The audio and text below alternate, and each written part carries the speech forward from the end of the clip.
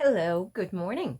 It's Jean with Captain Stitches, and it is Tuesday, so it is time for my Tip Demo Tuesday.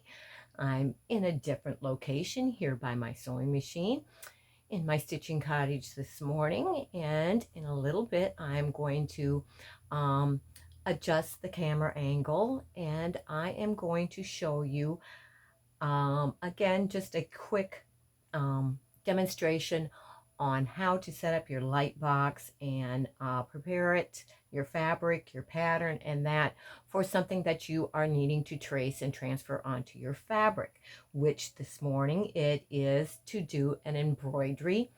And the reason for this demonstration is also because we are getting ready to do our quilt along for Over the River and Through the Woods, and it has quite a bit of tracing work on it for the embroidery that is done on the 3 panels in that. Those are large panels, so to keep it in a simpler format, to be able to show you closer and better how this technique is done, how I do it. There's many ways to do it, but I'm going to show you how I do it.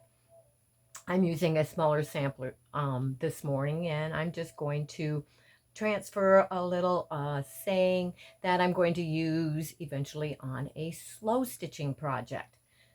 So bear with me as first of all, don't forget to give this video a thumbs up, please. Don't forget that.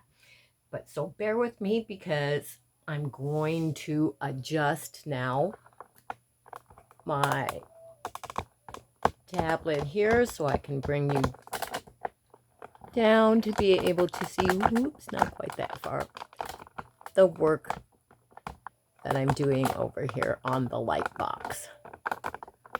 Sorry about that. But so first of all, you're going to have your fabric, of course, cut. You're going to have your pattern, and you're going to have your light box. And then you also need stabilizer, which of course I always use the SF 101. It is shape flex interfacing, and it is used to stabilize your fabric. It helps to keep the stitches laying better on your fabric and makes your embroidery stitches stand out better. It also keeps the knots and everything on the back from showing through to the front of your fabric when you're done.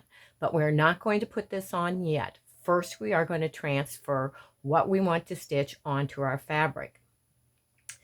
And I am going to use a Micron Pigma pen. It is fabric safe. It is permanent, does not come out, but I like to use, if I know the color that I'm going to be doing my stitching in, and there is a Micron pen in that color, I like to use that color, which I'm thinking I would like to be different. And since it's going on a slow stitch project, I am going to trace mine this morning with a pink Pigma pen. And you want to find the center of your fabric, and of course, to do that, you will take and you will fold it across the middle, do a little cross, a little press with your fingers that way, then also do that in the other direction, just a little press so you know where it is, so that you can kind of center that on your stitching, which right here is what I'm going to do. I cannot count my day complete till thread, needle thread, and fabric meet. I'm just taking that section of this pattern for now because I just want a little something to be able to add to one of my slow stitching projects. So with that, I'm going to, first of all, one important step, you want to take some painter's tape or something like that and tape down your pattern so that it does not move on your light box. So I'm going to quickly, and I try to do it where it's not on the tracing lighted surface of it, but off to the sides there. So I'm just going to tape that in 2 places on so that doesn't move. Then you are going to take your fabric and center it with your center lines. You can find your middle pretty close that way. And you also want to take and tape that down after you found your position on there so that it doesn't move as well.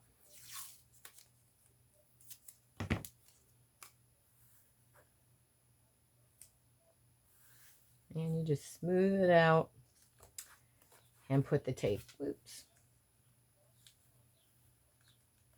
Hold that down better as you do it and put your tape on there so now that fabric is not going to move as well either. So now I'm ready to trace it. So I'm going to turn my light box on. Oops. And adjust it to the highest that I can. And now you could see how nicely that shines through there. So then you are just going to take whatever you're marking yours with. And you are going to start just lightly tracing your pattern onto there.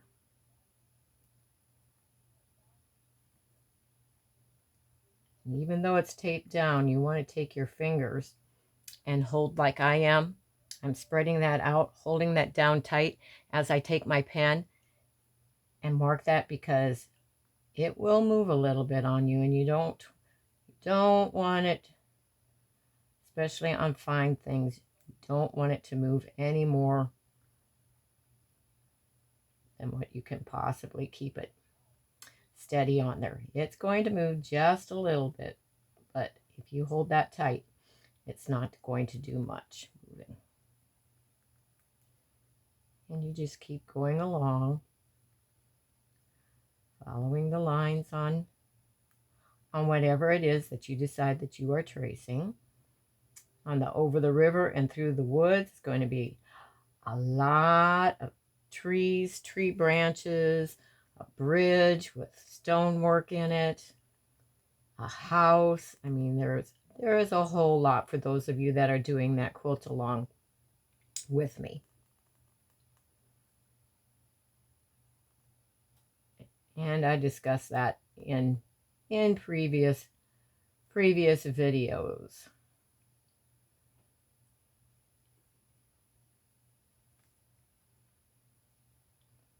This today is just a demonstration for those that are interested, because we are soon going to get started on that, and the first step is going to be tracing all of the embroidery work that we will be doing.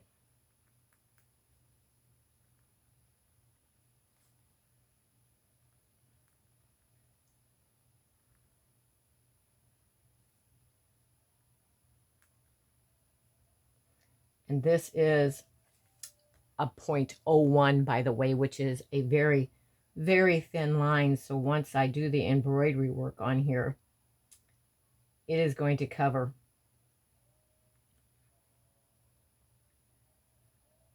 my line that I'm marking right now. So you will not see that.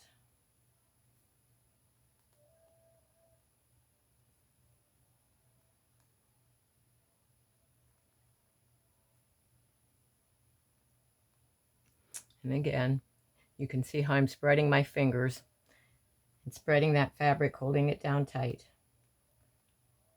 as I go along on the parts that I am tracing.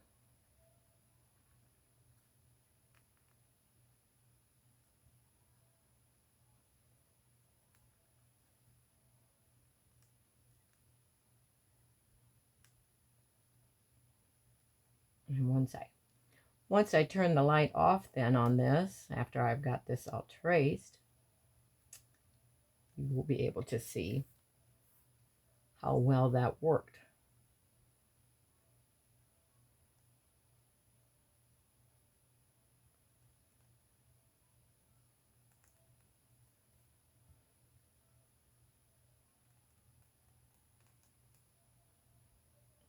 Probably also notice that on some of these, I am not necessarily doing it in the way that you would write some of it. you can, but others you just find that because of the way your whatever you are using for your tracing, it will pull the fabric a little bit, and sometimes it works better to go in another direction to keep it from moving your fabric as much as possible. See, there's a flower and the lettering underneath there, but because of the light box, I'm able to see that lettering through there so that I can just get that word that is hidden underneath the flower.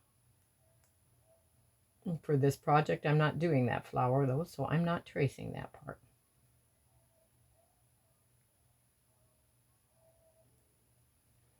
Okay, so I have that all traced. Turn the light off. This one's finicky, so we're just going to unplug it to turn it off. And I'm going to carefully remove that tape. And I can hold that up, and you can see how that's all traced on there now, ready for it to be the embroidery work. And then you just remove your pattern, and because I use painter's tape, it's not gonna ruin my pattern. I'm gonna set that out of the way for right now. And then you would take, of course, and I need to remove the tape from here as well. These edges are going to be trimmed after I'm done, so you can see that tape pulled on the threads of my foundation fabric there a little. That's okay. They'll get trimmed up and squared up after I'm done with the stitching on there. But now this is a fusible, and I'm not going to press it because I don't have a pressing here, but you're just going to lay that with the fusible side up, lay your fabric down, center that on there, and then you would take your iron, which this is not on, but from the back side, so you can see, as I can see when I turned it over, there's just a little bit of that hanging over the edge. I don't want that. That would totally mess up my pressing surface. So scoot it back over so it's centered, and you're going to just press that on. And then you will have them both fused together. And that is going to stabilize then your fabric, and you won't be able to see once you do your stitching. Move that up there. Once you do your stitching, you won't be able to see your threads and anything that are on the back side. And of course, what I like to use is one of the little spring hoops like this. You just push that, open it, but all you have to do, and you're not going to be able to get this all on, so I'm just going to come to the edge over there. You just need to lay, well, I guess it would help to have it on top of the hoop though instead, so that when you put this in, there it is, ready to stitch. So that is my demonstration for my Tip Demo Tuesday today. We'll try and gently move you back up here and off that, back up. So I hope that this has helped you, give you some tips if you're not familiar with tracing and a light box. Of course, if you don't have a light box, you can always hold it up to a window. However, for a small project like this, but you will find that with Over the River and Through the Woods, you are working with a 15-inch wide by 44-inch long piece of fabric. So I don't think you want to try holding that up to a window. You will want to have a light box so that you can lay that down and work with that. Some people have, like the insert on their sewing machine. They can use that by putting a light underneath it, and you have a flat surface to work on. If you have a table that is glass, you can put your light underneath that and work that. There are several ways to get around if you don't have a light box. But if you are going to be doing a lot, I really strongly suggest that you invest in a light box, because you will find many, many times that it will come in handy for doing your embroidery and other projects. And that is all I have for you today. So I hope you have enjoyed this. Don't forget again to give the thumbs up. If you aren't subscribed and you enjoy seeing the things like this, tip demos that I do, and also I give a week in review at the end of the week on Sundays. I have a short little stitch and chat with coffee on Monday mornings, and then I also go live on Fridays from 10 a.m. in the morning until 2 p.m. in the afternoon, and that is when I go into more in-depth detail on projects. Every once in a while may have a special guest, may do an interview with people, collaboration, that type of thing. I also have a embroidery stitch of the week that I do then, a crochet stitch of the week that I do, and we are going to be starting a block of the month that is also done during that longer live format. So that are some of the things to look forward in my videos. Thank you all for watching. Have a great day. Happy 4th of July, by the way. Dressed in my patriotic colors to celebrate our 4th of July. Have a great day, like I said, and remember, in the meantime, I can keep you in stitches. Bye-bye, everyone.